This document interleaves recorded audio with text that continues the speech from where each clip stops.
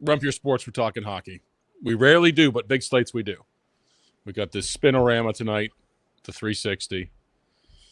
Saul, Matty Ice, we are live. Big contest tonight. They don't have many of these, Matty, do they? No. They usually kind of shun us, hockey crew, but outside of Sunday, which you expect, the contest they haven't been terrible this year, I guess, to start. I hope they kind of stay the way they have been. That's a big slate, Saul, right? I mean, a lot of games, not like the first one where you had 3 games where you had to have absolute mastery. You can get kind of a little different tonight, right? Yeah, I think this is actually a great slate. A nice amount of games. Not, it's not a 14 gamer or anything. A lot of different options. Only one like mega chalk spot that I see, I think. The Blue Jackets, the homecoming Blue Jackets, narrative. Yeah, and it's the homecoming narrative, but really, I mean, it's a first line that just beat the fuck out of the Avs, and they cost 11,300. Mm-hmm. They're home, no Barkov, no Makachuk. Like, it's tough to poke holes in it, other than it's hockey and kind of anything can happen. And if the puck doesn't go in, then puck doesn't go in. So it's a great slate though, and that's really that's a big decision point. But other than that, I think you can kind of play whoever you want, and there's a lot of good options. Yeah, I think the Avalanche are a puzzler. Their depth is beyond their first line is interesting, to say the least. Right, Maddie? I think they're in shambles. I said it yesterday in our Discord before the game started. I watched that game against the Columbus the other night, who I do not consider to be very good. I mean, they're in consideration to be one of the worst 3 teams in the league, and they boat raced the Avs up and down the ice. And then we saw it with the Islanders last night. The Islanders just absolutely pounded them. They are against Patrick Roy. In big trouble until they get, Likanen back, or, Nichushkin stops drinking, or, whenever he decides to come back. So, I mean, they're in trouble. They have no depth. The other question mark, and they're on the slate tonight. We'll get to this game. We'll go over some of the higher probably total games and some of your favorite plays. We won't go too granular on game by game, but the Oilers are the other mystery, right? I mean, they're expensive tonight, but you've got Connor McDavid at home. He's virtually done nothing this year. The Oilers are 0-3 or 0-4 or 0-3. They're playing the Flyers. I mean, in a spot like this, I won the Spinorama 2 years ago, and it was all because of a correlated Edmonton build. But tonight, I think people are still going to stay away. Saul, don't you think? I think they probably will. I mean, as you can see, one of the things we wanted to do with the playbook was to put the total cost for people on the stacks, and with Leon Draisaitl up there today, 25,100 to play that. So more than half your salary to play those guys. And we were talking in Discord, like you can play some 2-mans. You can maybe sub in Evan Bouchard for one of them.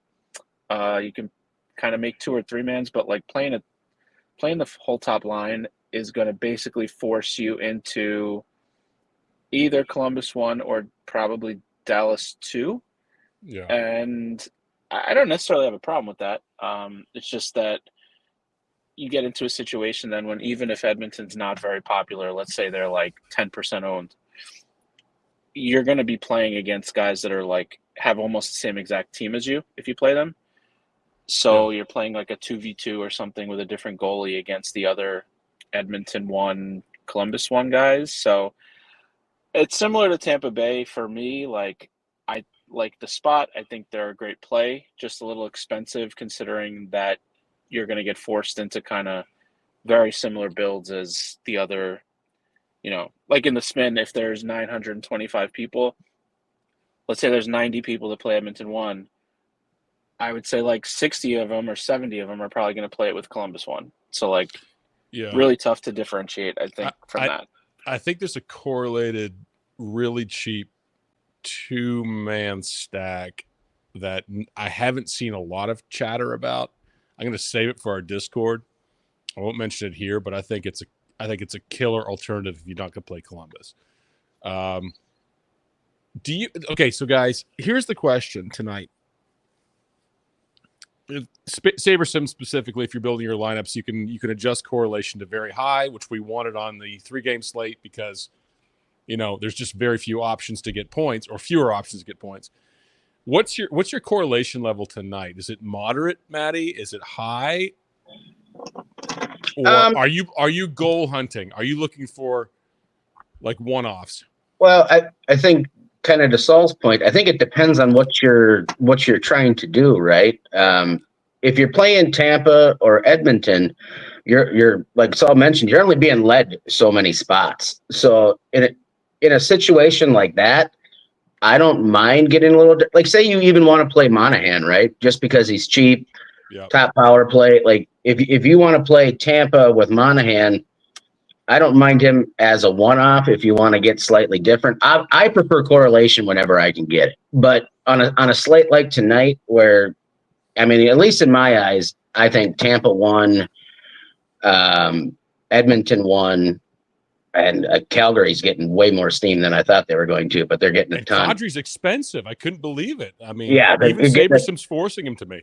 So, I mean, that might be a way to get a little bit different tonight. Maybe you play, I know Saul mentioned in chat earlier, maybe you play Monahan and Werenski instead of Monahan and, Chinikov. There's ways around. I prefer correlation if I can have it, but I mean, on a slate like this where you're being funneled into a box, I don't mind thinking outside the box a little bit and maybe trying to get, different with that mini stack or throw in a one-off, somebody who's cheap down there who you think can score. What's interesting is that because you're wearing the jersey tonight, Maddie, is that a lot of most of what if I want to sort by risk ROI in the 360, if I play 5 lineups, let's say, or 20 lineups, most of the stacks I'm getting are the Wild against the Blues, expensive Wild against the Blues, a lot of Rossi as well, low owned. They're seeing it as possibly a high output game. Are you seeing that too? Do you like that line, Saul? Maddie's Minnesota Wild. Well, I would probably defer to Maddie. I always just anything that comes up with the Wild, I push over to him. So I'll do the same for this. Okay. Maddie. I would say Kaprizov is one of the best wingers in hockey. You don't need me or Saul to sit here and tell you that if you want to click on 97, you can. It sounds like the Wild are going to go 11-7 tonight. So if you're looking to get, I would say more of a lotto than maybe a spinorama. Boldy and Kaprizov might play 25 minutes tonight. I mean, if the game stays close. Now, I thought they were going to get absolutely, railroaded by the Jets. I think the Jets are a real good team, and the Wild, honestly, they should have won the game. They gave up a 6-on-5 empty net goal with 1 second left in the first period. Otherwise, we win that game 1-0. There are some cheap options for the Wild that I really, really like tonight, but I'm not going to talk about them on here. We did talk about it a little bit in our Discord. There's some guys that I have high hopes for in their careers that are going to be playing tonight. They're going to see a lot of minutes just due to being down a forward. What's your stack thoughts, Saul? Are we eliminating 5s and 6? 6 is obviously 5's likely. I am on a slate size like this. I am getting rid of the 5s and the 6s. Pretty much all like 3-3-1-1, 4-3-1, like maybe some 4. I'll allow like the 4-2-1-1 stuff because I want to have a chance to get those 2 mans that we talked about. I don't want to like eliminate the possibility for that. I do want to go back to one thing that Maddie said that I thought was I actually think is quite sharp is like taking a popular player like Monahan, and you could even just replace somebody on a higher price stack with him. So for example, instead of playing Tampa 1, you could play Gensel, Kucherov, maybe Hedman, and play Monahan as a one-off there. If you think that it'll kind of like it'll way lower the cost and kind of allow you to get pieces of both of those things and then play just another normal priced stack. Obviously that's painful when like Braden Point scores 2 goals or something, but I think that's a way, and you could do it with wingers too. Like you could replace, I don't know, you could take out Zach Hyman and put in Connor Zary from Calgary or something like that. I think that's kind of a really interesting way to approach it. Especially if you're hand building, you can kind of mess around with a lot of stuff like that. Yeah, when Saul mentions stacks, what for people new to hockey or just maybe punting a lineup here tonight on the 360 is the correlation of, like, when he says 4-2-1, he's talking a 4 correlation is a power play stack. He's taking 4 guys from a 5-man power play and putting them in his lineup because they likely are going to have 1 to 2 goal scorers if there's power plays, and then secondary and primary assists. Same thing with a 3-man, either doing a line 1, line 2, line 3, 3-man, or you're correlating the power play again, but you're taking 3 of the 5 guys from the power play. I personally like the 2s tonight. I think there's some good 2s. I think I am going to be bold enough to eliminate 4s and just go 3s and 2s. Definitely not 5s, definitely not 6s. That's sort of my strategy tonight. And then the other thing is, do you guys want to pay up for defense, right? You've got 2 of the best in the league tonight, both in terms of minutes and production, and they've done it early. Roman Josi, and then Victor Hedman on the Lightning tonight. Are you paying up? And Bouchard, another one. I mean, for me anyways, I think they're all in play. I think you got to consider Yossi. I think it's a good matchup for Zach Werenski if you're into Columbus, like we had mentioned, maybe like a mini stack with Monahan. Mackenzie Weegar is one of the few defensemen on this slate, in my opinion, who has a good chance to where you could get 3 points, 5 shots, and 3 blocks. I mean, he's just one of those D-men who can do Triple Crown stuff on a nightly basis. And then obviously Hedman. I think it just depends on where you're going with your stacks. I don't think I'll like I certainly won't be one-offing, a Yossi or something like that. Odds are, I just don't think I find myself in that situation. But if you like Nashville and you're playing Forsberg, I don't mind him with a Yossi, or if you're playing like a cheap Zari, you can pair him with Weaker, and they're both on that top power play if you want to do a small mini. I do think that Hedman is good value still on that power play against Vancouver and their goalie. He just does too much. Yeah, as long as Demko's not out there, you can attack Vancouver. What you saw? You love Yossi. Yeah, I think it depends. I probably would not be one-offing those D-men either, because I think then just price-wise, you're kind of playing 2 like pretty secondary type stacks in order to get the one-off Yossi type guy, just price-wise. I think, like Maddie said, I would, if I have Nashville, I'd like to play Yossi. If I have Columbus, I'd like to play Werenski, Weegar with the Flames, Bouchard with the Oilers, Hedman with the Lightning, etc. You do have 2 or 3, probably 2 punt D-men that are, 3, I guess, with Shane Gostisbehere, Darren Radish, Jamie Drysdale, are 3 power play 1 defensemen who are Radish on power play 1 with Hedman. Low 3s. Jake Middleton. This is all kind of on our yours, Maddie, too. today. You mentioned Middleton today, right? He's not on the power play. No, he's not on the power play, but with Spurgeon out, he's just basically locked into, he's going to play, decent minutes, probably 20 minutes a night. He's almost a lock for the block bonus. I mean, you could go up to Brodin as well, too, if Jonas Brodin's going to play a ton of minutes, but, they're just, the Wild aren't going to run out Merrill and Chisholm and those guys, 25 minutes.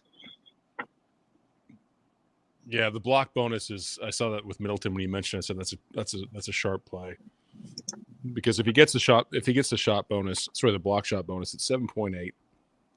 Yeah, I mean, he blocked 6 against Columbus, 3 against Winnipeg, and then had 2 against Seattle. So I mean, he's averaging over 3 a game. All right, let's go to the games we like. Where should we start? Some of the higher total games. What have we got in the slate here? Earlier, we talked about the Lightning, the Canucks. Let's go Devils Hurricane. What are our thoughts there? You got Ghost at 3,200 power play 1 on the Hurricanes. Saul, why don't you go ahead and hit that? I know you were talking a little Canes and chat. Yeah, that's why I wanted to talk about it. I mean, they're going to be low owned. I think so. I think both sides, both top lines here are going to be low owned. I think Jersey for sure will be, because playing any team going into Carolina is not something that people want to do. But fully correlated, really good line. Very expensive though.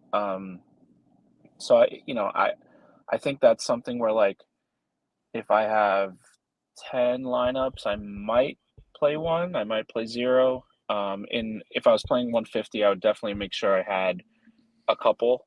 But the Carolina side, $3,200 less. They're at home, fully correlated on the power play, which is not always a given with the way they move guys around their lines and their power plays. And I actually think this is their best iteration of their top line with Svechnikov, Aho, and Jarvis. And when you mean fully correlated, and this is for our Discord and the people who look at our playbook too, it means that the top line, Svechnikov, Aho, and Jarvis, they play on the line together, but they're also on the power play together. So that means fully correlated. So if they're going to score, they're going to score together.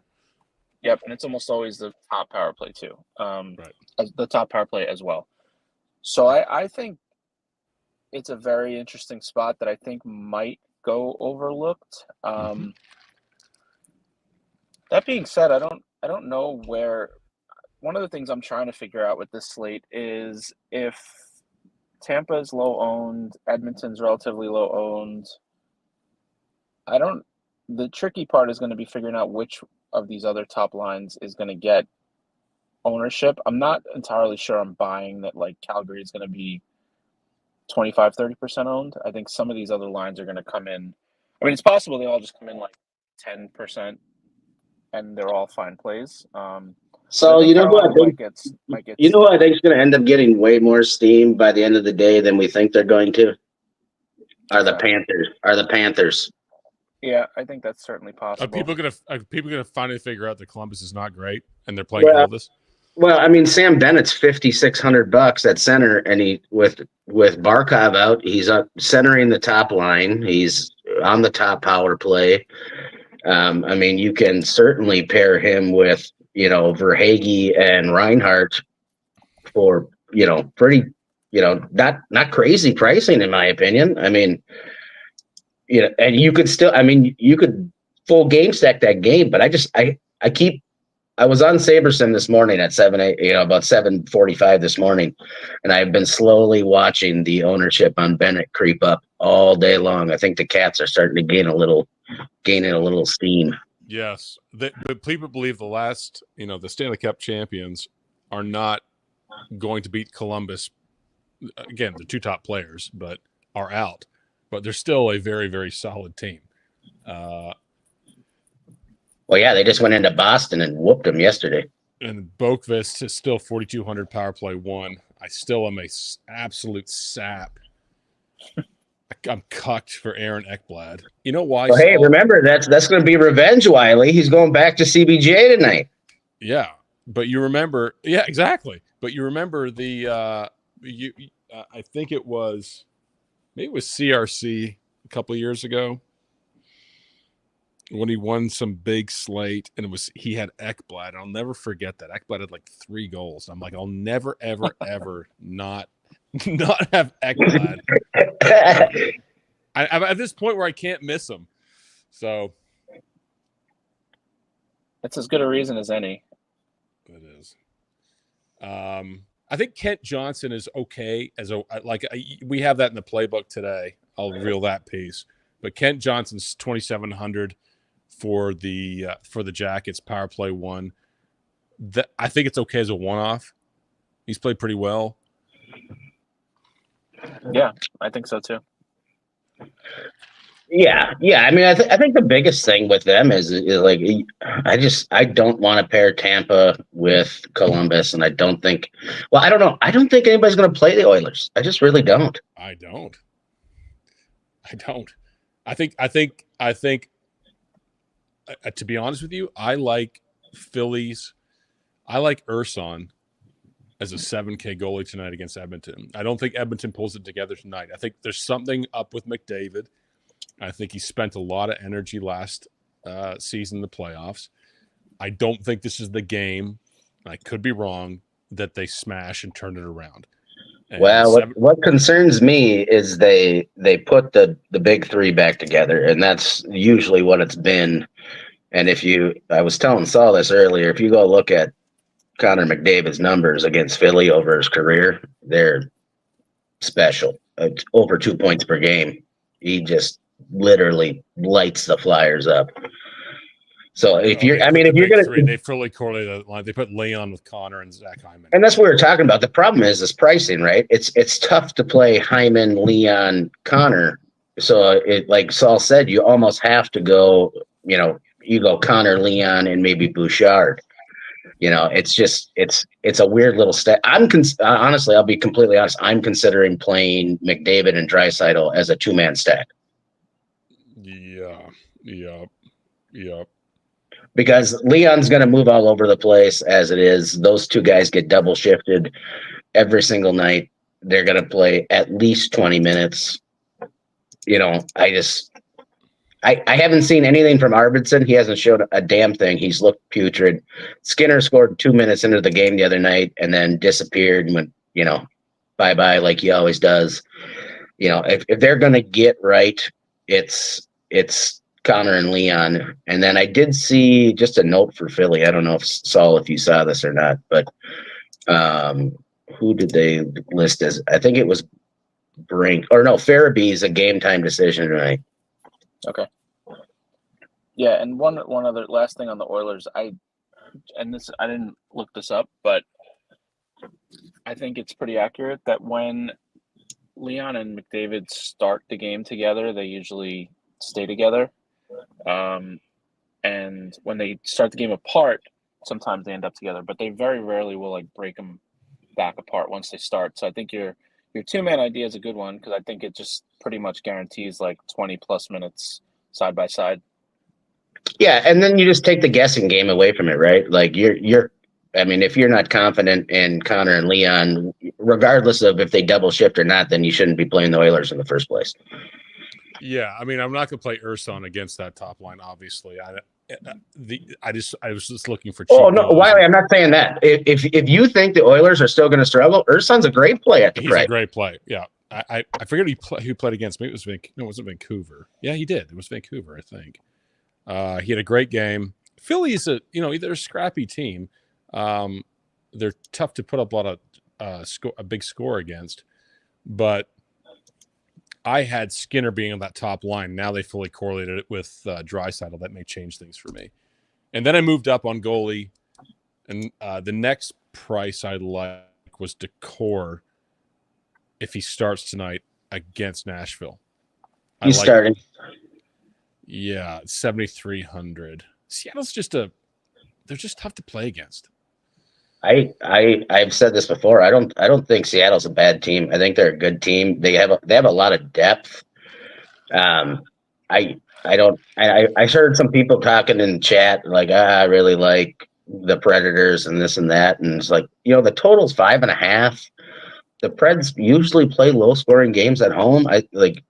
I don't have as much interest in that game as everybody else does. I think if I was going to play that game, I would either be playing Saros or playing Decord. I don't know that I just don't want to attack a 5.5 total.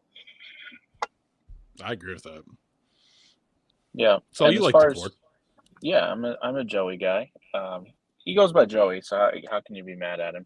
Joseph. And, you know what? We should change it to Joseph on the playbook. Oh, actually, no, because then it won't pull salary. Never mind. I did start a thing with your God-given birth name was the only names we're going to use in playbooks. Like, yeah, that's a good idea. Coleridge, Jacob Bernard, Ottinger. Stroud the fourth, quarterback Houston. One other cheap goalie I like, I don't necessarily like this guy as a goalie, but Mackenzie Blackwood for 6,900. This is where I'm angry at you, but go ahead. I'm angry at you. I think there's going to be a fair amount of Dallas played now. I think there would have been more Dallas played if they said what their lines were definitely going to be at the morning skate, but I think there's going to be a lot of Dallas cheap stuff played on this slate in general. And the second line, if Maverick Bork is on it, is 11,100. So like they're gonna get played. And then the third line, Wyatt Johnston, everybody wants to play him because he's great. And so I could see kind of like all three Dallas lines getting some ownership. And I think you would get nobody's going to want to play Mackenzie Blackwood because he sucks. But probably going to get a lot of volume, and you could take out a nice chunk of Dallas folks if you can kind of stop the majority of the shots at least. I just think the Sharks stink. Who's out? Who's their top rookie that's out? What's his name? Oh, Macklin, Celebrini. Yeah, Celebrini's not playing. Blackwood stinks. Dallas, I think, is a wagon. Look at the cover photo for the show today, boys. It's who? It's Wyatt Johnston. I did that on purpose. You know what's kind of funny though, Saul, is it seems like Wyatt's gaining some ownership. I think Saber has him as the third highest on center, but after that, it's there. You know, you play Rupe. You play Hintz.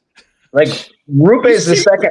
Yeah, Rupe is the second highest owned Stars guy on here. But like, if you start looking at Sabersim, and you take it with a grain of salt, obviously with ownership, but like Jamie Benn, they have projected at 4.69%. Top power play running with Wyatt. Yeah, like 4K. I don't mind that. No, I think Dallas could smash. I think it could be a 5-1 type game.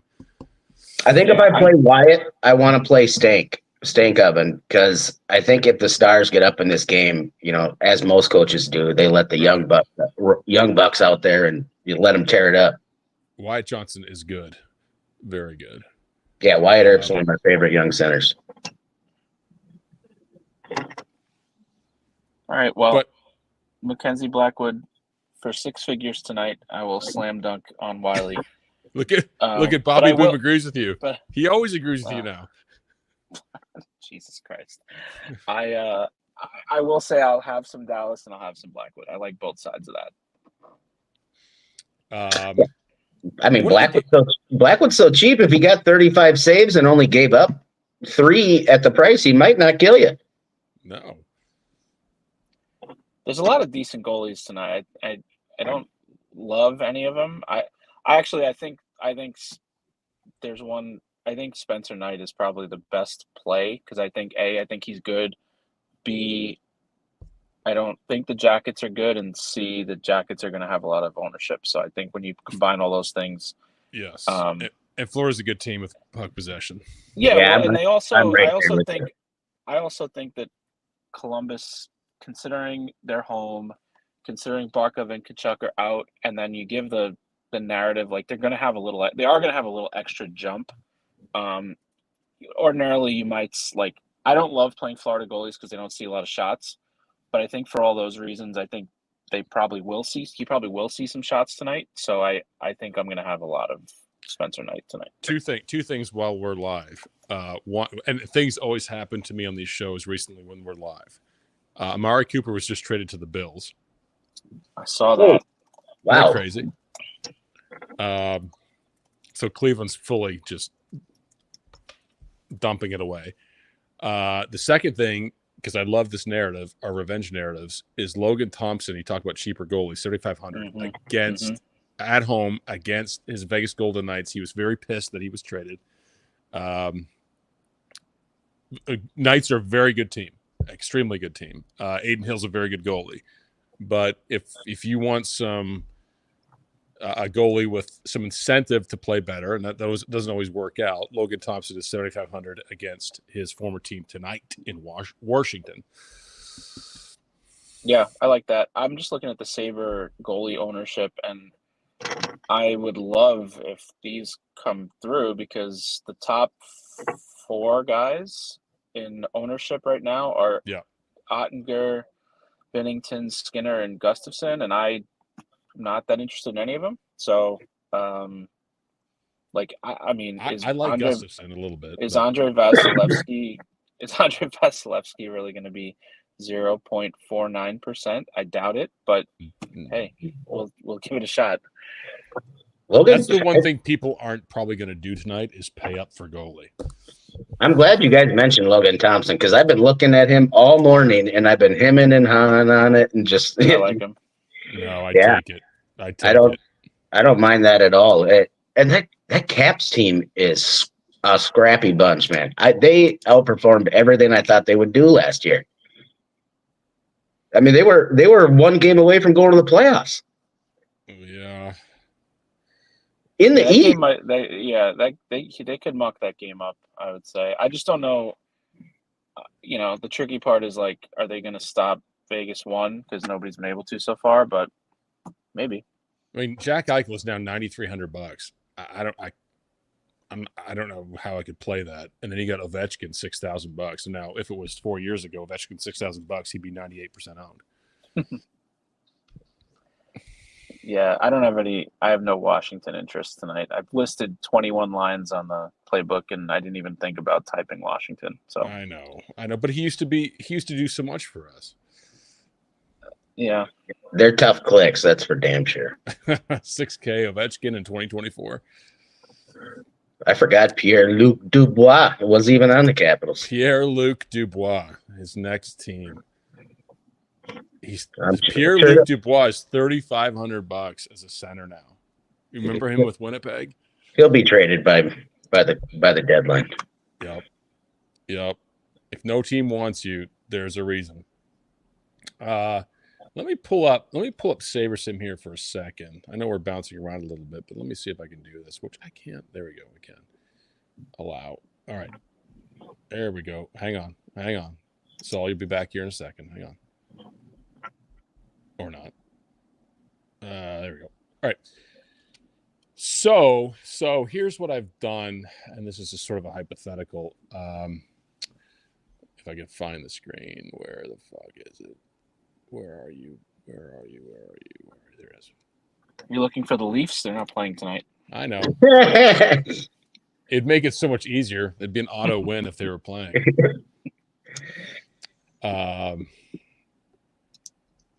Berube was just talking about how much he loves Matthew Nyes. Of course he does.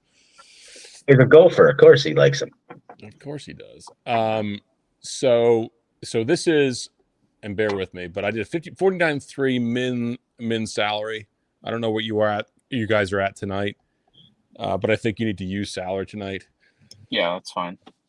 Correlation, I did moderate. So on smaller slates, I'll do very heavy, but tonight I did a little moderate. It's still giving me a lot of correlation. Now, stack exposure. This is a 5,000 lineup build. There's 20 lineups available right now. Let's just say I do. Well, this isn't a 360. Okay, so stack exposure, I'm taking out 6s.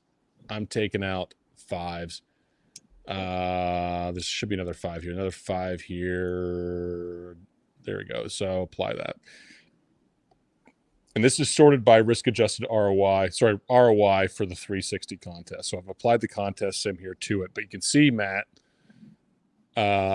Minnesota is pretty popular in these builds because the which wild is it pushing Kaprizov and Boldy, or who's it pushing? It's pushing Kaprizov and Zuccarello, and Rossi, who's correlated with them, but not in the power play, but he's cheap, right? Yeah, well, he's not on that top power play, so I mean, Right. he's correlated with him 5v5, but Yeah. So on the second one, yes, Boldy, Kaprizov, and Zuccarello. Wyatt Johnson as a one-off. Sorry, he's with the Donoff, but they're not correlated. But you can see that Kadri. Fuck, I can't stand paying $7K for Nazem Kadri in the year 2024. he's been good. He's been good to start the year. How many uniques this is with 3 uniques, by the way. So 20 were entered in the 360. How many uniques are you doing, Saul? I usually set it to 3 or 4. Okay. You could, if you wanted a wider, obviously, if you want a wider spread of teams, you can set it to like 6, because then you'll only get your. I did 9 earlier. Yeah, you can. I mean, it's totally. If you want a higher chance of one lineup having a sweat, then you can play. If you're playing 20 lineups, play everybody once. But you have to be perfect with that one. So. And then you get 40% Miragic against Calgary, which is scary as hell. But then you've got Ottinger, great goalie, Vasi, great goalie, Saros, typically Decord, and Gustafsson, which I'm fine with. Miragic, I don't think I can play 40% of. I will say about Mrazek, though, like if Calgary is going to be super owned, that's a pretty good. That same Blackwood thing, same concept. He sucks, but considering the spot and the ownership, it's a good one. But that's what Sabersim is trying to tell us here, right? Yep. They're trying to say it can be a high variance sport. Goalie's the highest variance position. We talked about this today, Maddie. Maybe in all of sports and DFS. Oh yeah. I mean, a -8 night is a night that can be very well had, or a 48-point night like Montembeault had against the Leafs. Yeah, we saw it last night with Igor, right? The game before that, he gives up 6, negative points. Last night, he's on the winner. It's just that's goalie. That's the goalie position in DFS hockey. Yeah. So most of these stacks now, which I like, are 3-2s, 3-3-2s. You got some Tampa in there. Not a ton of Edmonton. You got Skinner here, but it still has him on. Well, has him on line 1 still. So that needs a refresh. But maybe we'll close on this. Who are the punts that we like, either on defense or forward line? Who are the $2,500 guys that we think are viable, even not correlated? I'll start with you, Maddie. Who are the cheap guys that fill out lineups for with the stud builds? Yeah, I mean, I usually kind of look at those guys as like 3,000 or left fillers, So, obviously, I like Jake Middleton at $3,000. Sean Walker can always get a bunch of blocks. I don't mind him at all. If you think the Blues are chasing, I think Philip Broberg has some offensive upside. He came over from the Oilers. He's $2,800, but he's very scoring dependent, right? So he ain't going to be, blocking shots. You're going to be needing an assist or a score. On the wing side, there's a bunch of cheap guys down here. I don't hate Pooh Suter with him being back. He's going to work the power play for Vancouver. He should see a depth lineup against the Bolts, who I think are weak. You got Anthony Mantha, who's been absolutely on fire to start the season with Calgary. I think he's got 4 points in 3 games. He's looked absolutely excellent. I think you have to consider Bobby Brink if we get word that Farabee sits. That's just going to be more minutes for Bobby Brink. And then obviously Kent Johnson's down there. There's a few other guys down there that I like as well too, but I'll save those ones for the Discord. For our Discord. Yeah, what do you think, Saul? Who are your some cheap filler punts that can go as one-offs tonight? A couple. Yeah, I think to stay away from the obvious chalky ones, like so Monahan, Connor Zary are going to be very expensive, very high owned. I still like them though. I think it's viable to play them without their stack partners, like we said. Defensively, I think Sean Walker is an interesting one on Carolina. Not a power play one guy, but can get there with shots, blocks, maybe an assist or two. Again, like I don't think there's any like super cheap guys today.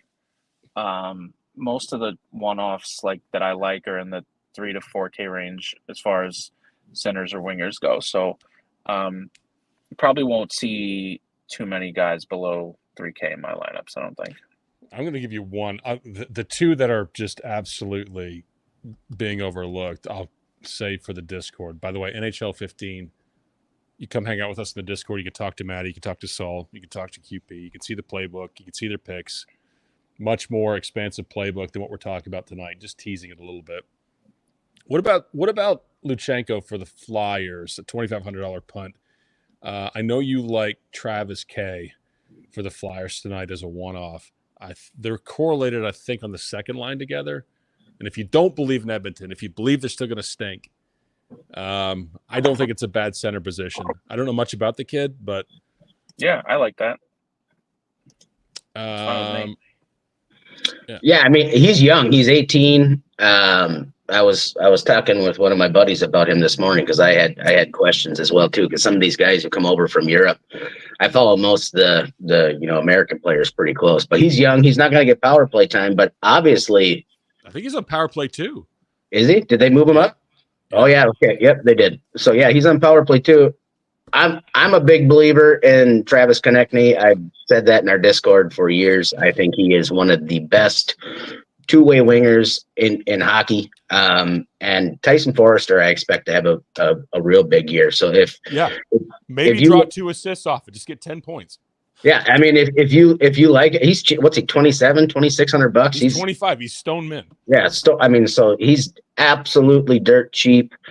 I don't mind that route at all, and I would assume the Oilers big boys take Frost, Tippett, and Mitchkov. So yeah. All right, Bobby Boone wants a hat trick picks, boys. So one play snake draft for the hat trick. One pick hat trick.